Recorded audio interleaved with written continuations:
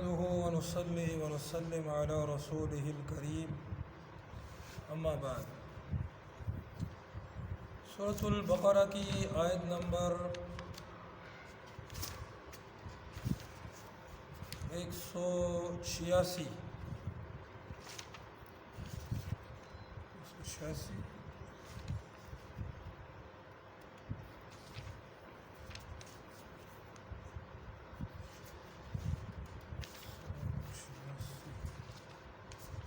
187 کی تفسیر ابھی تک چلی آ رہی ہے۔ اس میں بیچ میں نفلی روزوں کا بھی ذکر کر دیا تھا، جس کا ذکر جو ہے وہ پچھلی کسی آیت میں آیا تھا۔ نفلی روزوں کے ذکر کے بعد ان روزوں کا ذکر کرتے ہیں، ان ایام کا جس میں روزہ رکھنا حرام ہے۔ سال بھر میں 5 دن ایسے ہیں جن میں روزہ رکھنا حرام ہے۔ وہ 5 دن کون سے ہیں؟ ایک تو عید الفطر کا دن ہے، اور ایک ذی الحجہ کی 10، 11، 12 اور 13 تاریخ۔ ذی الحجہ کے ان دنوں کو ایام تشریق کہا جاتا ہے۔ فرمایا رسول اللہ صلی اللہ علیہ وسلم نے، ایام تشریق کھانے پینے اور اللہ کا ذکر کے دن ہیں۔ مسلم کی حدیث ہے، اور بخاری میں ابو سعید خدری اور ابو ہریرہ رضی اللہ عنہما سے روایت ہے کہ رسول اللہ صلی اللہ علیہ وسلم نے عید الفطر اور عید الاضحیٰ کے دن روزہ رکھنے سے منع فرمایا۔ ذکر اللہ میں تو ہمیشہ ہی مشغول رہنا چاہیے، لیکن ایام تشریق میں خصوصیت کے ساتھ ذکر اللہ کا اہتمام کیا جائے۔ تو عید الفطر اور عید الاضحیٰ جو کہ ذی الحجہ کی 10 تاریخ ہے، اور عید الاضحیٰ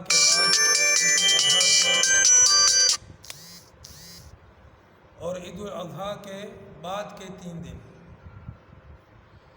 11، 12، 13، ذی الحجہ کی 10 تاریخ اور پھر 11، 12، 13، یہ 4 دن تو یہ ہوگا، اور عید الفطر کا دن، یہ جو ہے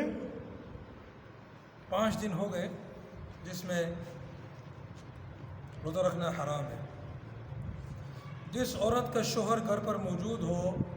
وہ شوہر کی اجازت کے بغیر نفل روزے نہ رکھے۔ البتہ فرض روزوں میں شوہر کی اجازت کی کوئی ضرورت نہیں، بلکہ وہ منع بھی کرے تب بھی رکھے، کیونکہ اللہ کے فرض سب کے حقوق سے مقدم ہے۔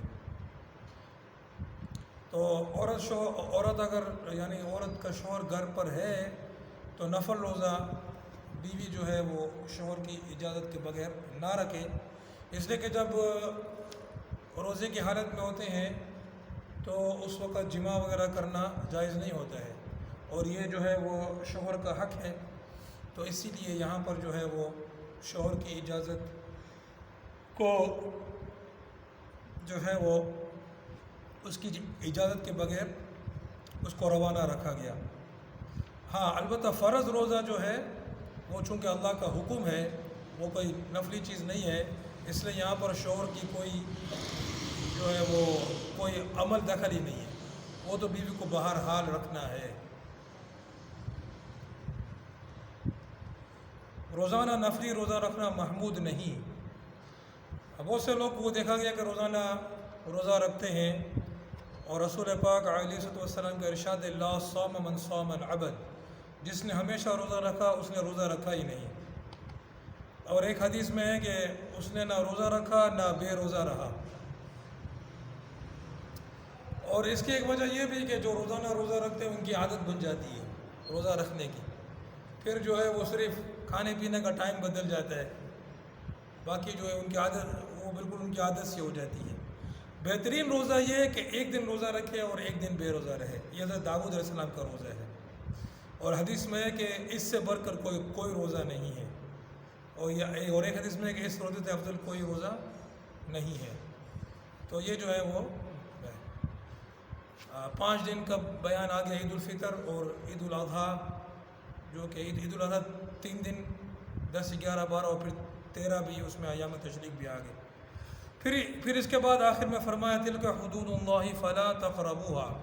کہ یہ اللہ کی حد بندیاں ہیں، ان کے پاس نہ پھٹکو۔ یعنی جو کچھ بیان ہوا روزے کی فرضیت، مرید و مسافر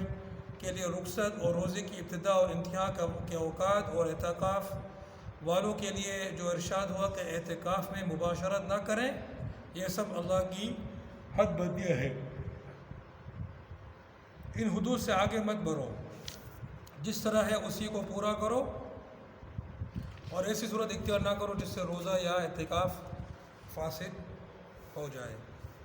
اسی طرح جو ہے وہ نہ سحری میں اتنی دیر آدمی کرے کہ صبح صادق ہو جائے یا اس کا خطرہ ہو جائے، نہ افطار میں اتنی جلدی کرے کہ سورج چھپنے سے پہلے ہی کھانے کا شک ہو جائے۔ تو یہ ساری چیزیں جو ہیں وہ حدود اللہ کی حدود اللہ ہیں۔ اسی طرح حالت روزہ میں منہ میں ایسی کوئی چیز نہ ڈالے جس کے اندر جانے کا اندیشہ ہو، اور وضو کرتے وقت ناک میں پانی دینے میں بھی مبالغہ نہ کرے۔ اور حدیث میں کہ رسول پاک صلی اللہ علیہ وسلم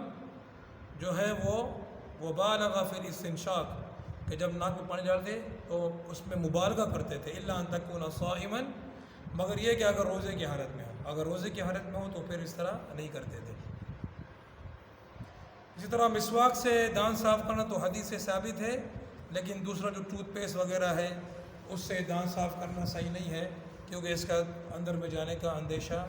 ہوتا ہے۔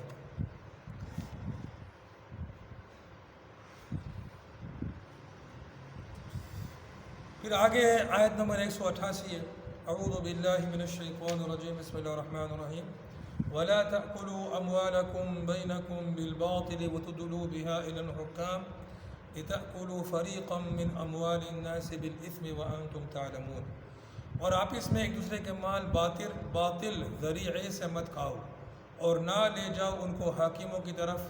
تاکہ کھا جاؤ ایک حصہ لوگوں کے مالوں میں سے گناہ کے ساتھ، حالانکہ تم جانتے ہو۔ تو باطل طریقے سے کسی کا مال جو ہے وہ ہتھیانا اور اپنے استعمال میں لانا، اب اس کی حرمت جو ہے وہ یہاں پر بیان فرمائی۔ رمضان کے اندر جو ہے حلال کھانے کی بھی ممانعت ہوتی ہے روزے کی حالت میں، ٹھیک ہے نا، روزے کی حالت میں جو ہے آدمی حلال روزے سے بھی اس کو روک دیا جاتا ہے۔ اب رمضان پورا ہوا تو حلال روزی کھانا تو جائز ہو گیا، کیونکہ اب روزہ فرض نہیں رہا سال کے 11 مہینے، لیکن حرام چیزیں ابھی بھی نہیں کھانی، تو نہ رمضان میں نہ رمضان کے علاوہ کسی دوسرے مہینے میں۔ لفظ بالباطل برا کر یہ بتا دیا کہ جو مال شرعاً جائز ہو، مثلاً طیب نفس کے ساتھ کوئی ہدیہ دے دے، یا شرط کے مطابق تجارت کرنے سے نفع کی صورت میں کچھ مال مل جائے، یا میراث میں حلال مل جائے تو یہ حلال ہے۔ باطل کے ذریعے مال حاصل کرنے کی بہت ساری صورتیں ہیں۔ وَلَا تَأْكُلُوا أَمْوَالَكُمْ بَيْنَكُمْ بِالْبَاطِلِ، آپ اس میں ایک دوسرے کے مال باطل ذریعے سے مت کھاؤ، یعنی جو صحیح ذریعہ ہے اس کے ذریعے اگر کھاتے ہو تو وہ جائز ہے۔ تجارت کے ذریعے سے لین دین ہوا، ہدیہ دیا، صدقہ خیرات دیا، ایسی جو بھی صورتیں جو جائز اس میں آتی ہے، وراثت کا، تو وہ سب جو ہے وہ جائز ہے۔ وراثت میں تو بہرحال وہ مال وارثوں کا ہی ہو جاتا ہے، جو آدمی مر جاتا ہے اس کی ملکیت ختم ہو جاتی ہے، اور حاکم کے فیصلہ کر دینے سے کسی کا مال حلال نہیں ہو جاتا۔ وَتُدْلُوا بِهَا إِلَى الْحُكَّامِ، اور نہ لے جاؤ ان کو حاکموں کی طرف، لِتَأْكُلُوا فَرِيقًا مِّنْ أَمْوَالِ النَّاسِ، تاکہ کھا جاؤ ایک حصہ لوگوں کے مال میں سے گناہ کے ساتھ، بِالْإِثْمِ وَأَنْتُمْ تَعْلَمُونَ، حالانکہ تم جانتے ہو۔ اسی طرح اگر کوئی مال اگر کوئی کسی پر دعویٰ کر دیتا ہے کسی مال کا، کوئی جائیداد ہے، کوئی زمین ہے، کچھ بھی چیز ہے، دکان ہے، مکان ہے، سواری ہے، کیش ہے، کچھ بھی چیز ہے، اس پر دعویٰ کرتا ہے اور پھر جو ہے حاکم کے پاس اس کو لے جاتا ہے، اگرچہ کہ وہ اسلامی ریاست ہو، اسلامی خلافت ہو، قاضی جو ہے اسلامی قاضی ہو، اور اس قاضی سے کسی طرح فیصلہ کرانے میں کامیاب بھی ہو جاتا ہے، تب بھی جو ہے وہ مال اس کے لیے حلال نہیں ہے۔ اور اس کے بارے میں ایک حدیث بھی ہے کہ رسول پاک صلی اللہ علیہ وسلم فرماتے ہیں کہ 2 جھگڑے والے میرے پاس آتے ہیں اور میں ظاہر کو دیکھ کر جو سامنے ہوتا ہے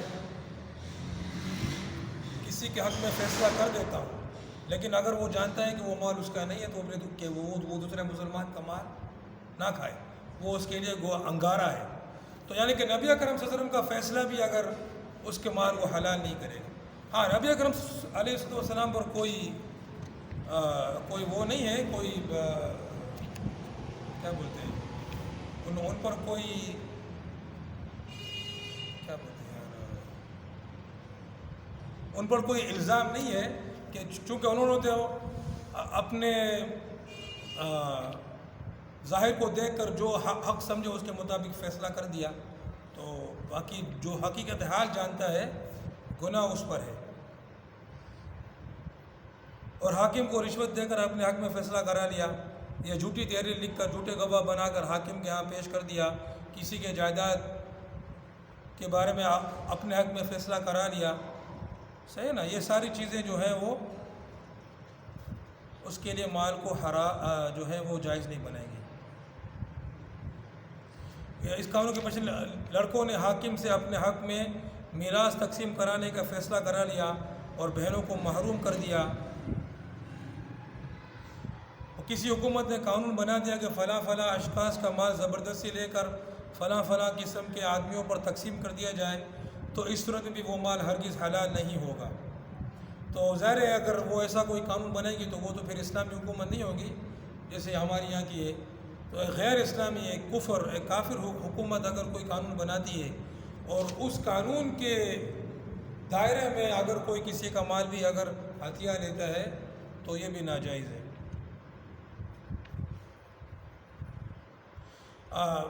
بہت ساری گاڑیاں ہوتی ہیں، بہت ساری موٹر سائیکلیں ہوتی ہیں، گاڑیاں ہوتی ہیں جن پر جو پولیس والے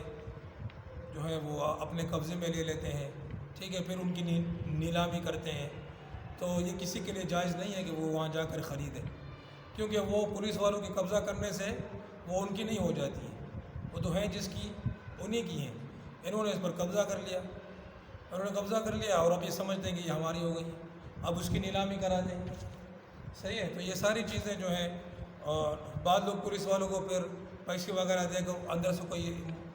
گاڑی نکلوا بھی لیتے ہیں، یا اس کے کوئی پرزے نکلوا لیتے ہیں، چیچس اس کا وہی رہتا ہے، اس کے اچھے اچھے پرزے نکلوا کر اس سے خرید لیتے ہیں۔ یہ ساری چیزیں جو ہیں وہ مال جس کا ہے اسی کا ہے۔ میری گھنٹی کیسے بدل گئی پتہ نہیں۔ وہ مال جس کا ہے اسی کا ہے، اور اس طرح ہتھیانے سے قبضہ کرنے سے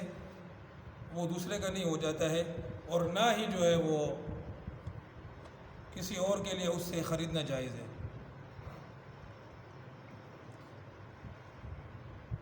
ام سلمہ رضی اللہ تعالیٰ عنہا سے روایت ہے کہ رسول اللہ صلی اللہ علیہ وسلم نے ارشاد فرمایا کہ میں انسان ہی ہوں اور تم میرے پاس جھگڑے لے کر آتے ہو، اور ممکن ہے کہ تم میں سے ایک دوسرے کے مقابلے میں اپنی حجت کو بڑھ چڑھ کر بیان کر دے اور میں اس کے مطابق فیصلہ کر دوں۔ جو کچھ میں نے اس سے سنا